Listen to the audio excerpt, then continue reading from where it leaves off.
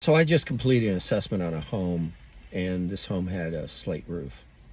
Slate is pretty nice because the spaces between the slate allows for ventilation. So many times you'll find slate on a salt box house, something that they don't really worry about the perforation of soffit or the intake or exhaust because it always exhausts.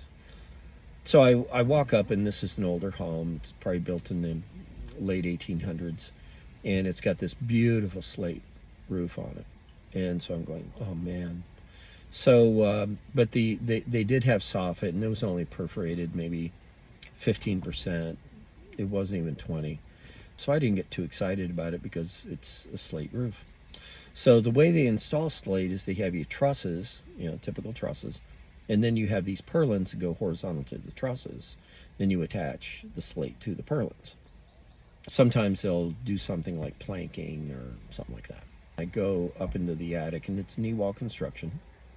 Anytime you see knee wall, you got to pay attention a little more. So you go down into the knee wall area, and someone had put insulation between the trusses. And so when you tear that down, there's no baffle. And there's planking. And the planking is tight to each other.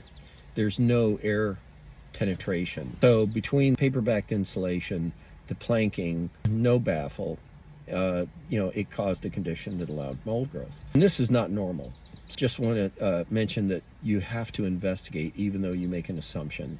You have to confirm the assumptions. So there was no baffling all the way from the soffit all the way up.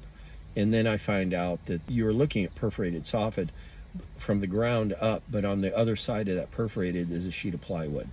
Because when you go into the knee wall, you look down, there's a sheet of plywood. You don't get to see the perforated soffit.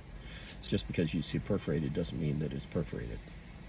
What he's going to have is the mold in the knee wall removed, and then some baffling installed. And I think in this case, we can go from the knee wall up into the main little tiny cavity. The other problem is that he doesn't have any egress into the upper attic, flat attic. And I always tell homeowners, you got to be able to have access to all parts of your house. So put in an egress, and so that's what he's going to do. And we're going to find out what's the condition of the attic above, because right now you're looking at the ceiling. Don't forget, this is lath and plaster, so you have to have the plaster tested before you do any remodeling or cutting. Homeowners can do anything they want themselves, but if you hire someone to do something for you, it has to be tested. You can't just have the work done.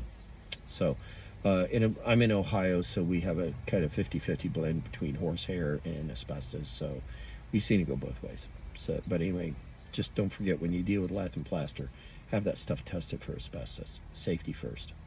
All right, Bob Bennett, Farsight Management. It's better use Farsight than hindsight.